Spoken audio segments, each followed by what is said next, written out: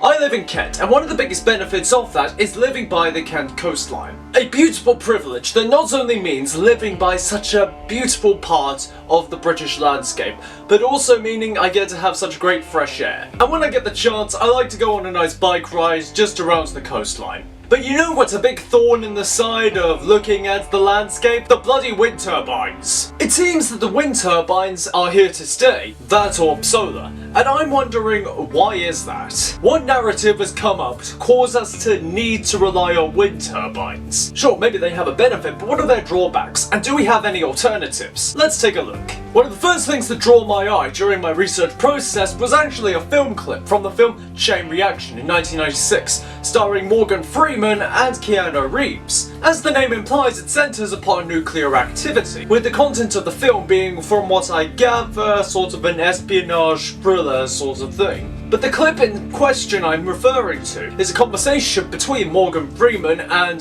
Keanu Reeves' respective characters, where this little nugget comes up. That as a society we always want innovation. We always want the new thing to come along to spearhead progress. But the problem is that despite us wanting that so badly, we kind of don't want it all at once. Especially as society moves at a faster and faster pace, we need to process more and more things. So rather than have the next big innovation, we get spoonfuls and droplets of it so that we don't actively become overwhelmed by innovation. It's an interesting look at humanity's march of progress, and it gave me something to really ponder as I began to research this further. But why is there such a need to rely on green fuel sources, or at least why are we told there's such a need? I think the best place to go to is the 1960s for what I call the Doomsday Clock grift. The Doomsday Clock was a concept from the Cold War, sort of working as an illustrative metaphor for how close humanity was to nuclear Armageddon, with the minutes ticking by until eventual doomsday. This similar sort of clock has been used since then to say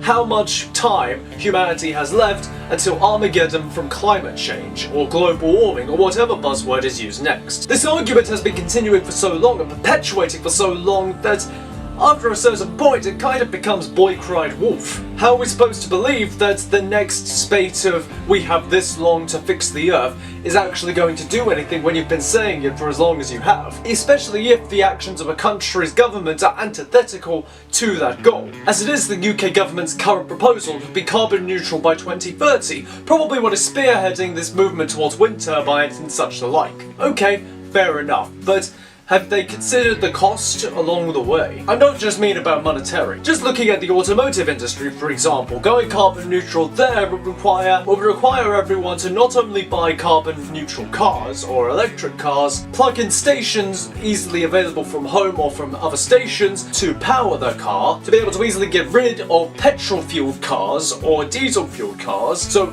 first of all, what are we going to do with that? Just spearheading this, first of all. What are we going to do with that? What happened to the materials up there? Will we recycle them? And this is all predicated on the said carbon neutral cars being affordable for everyone. I mean, what are students going to do? And how much is the insurance going to be on electric cars for a 20-year-old? Or even that for a 17-year-old who just got his license. His or her license. See, once you break down the carbon neutral plan, 2030, 6 years, that doesn't seem like enough time really. Well, not even 6 years now, 5.5 years. That's assuming that we'll have a genuinely affordable car that's electric powered by then. One that is widely available to students as well, who can probably only afford second-hand cars, which are most likely petrol-fueled. We can break things down even further, but the focus is on wind turbines, let's keep it there. So why rely on wind turbines at all? What's the benefit of it? Well, for one thing, they don't require any actual fuel. Being wind turbines, they only require the wind. And with no moving parts that can cause pollution, they sound at first like a good option. But then when you consider the rest, well, sure, they don't require any fuel or anything, but they are still predicated on the wind, and the wind is unpredictable. If on days, for example, where there's low or no wind, then what are we supposed to use the wind turbines for? Cheap window dressing? Not even cheap. We'd have to rely on alternative fuel sources. They require fresh materials to be put together, and they can't actually be recycled once they're used up. And even though they don't have any actual fuel, they do still have fluid within them, which can leak if it starts to break down, in the rare occurrences where a wind turbine does break. They do heavily impact wildlife as well. Just imagine just ones in the sea, for example, disrupting the fish out there. Those poor fish, you would think they're fish. And just imagine the ones that they'll be putting on land. Now the Labour has cancelled any offsets for building more wind turbines on land. So now we may be more at risk of not just birds and fish, but also more regular forms of wildlife being disrupted. And not to mention requirements of the land. And considering how Labour plans to build more houses as well, how much of our greenery are we building on anyway? Are we going to have any left by the time Labour is done? Joke's on you, Labour will never be done. Until they're done. And the biggest one, which is probably most relevant to today, they're a bloody eyesore. The benefits don't really outweigh the disadvantages if you break it down like that, arguably. And not to mention what's required in order to build them and place them and have them sufficiently running, it kind of counteracts the green initiatives. And what of other green initiatives that Labour could also be installing? Are we going to be adding any support for farmers anytime soon? No? Okay, cool. So, is there an alternative? I mean, there's solar, but it has a lot of the same advantages and disadvantages as wind. If only there was another way. Something not just renewable, but reliable, and doesn't require unpredictable factors, and could even be a good job creator as well. Nuclear energy has gotten a bad reputation over the years, sometimes for good reason, but for the most part, nuclear energy is safer than ever before, with a 1 in a billion chance of there actually being any disastrous consequences or actual breakdowns, which actually is pretty good rates. I'd rate that. Oh, meltdown. It's one of those annoying buzzwords. We prefer to call it an unrequested fission surplus. And as I've said, not just being renewable, but also reliable as well. You can have it running year round and have no actual issues. Well, there is one big issue.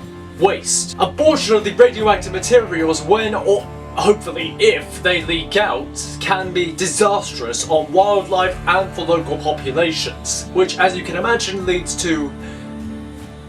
yeah. Okay, don't panic.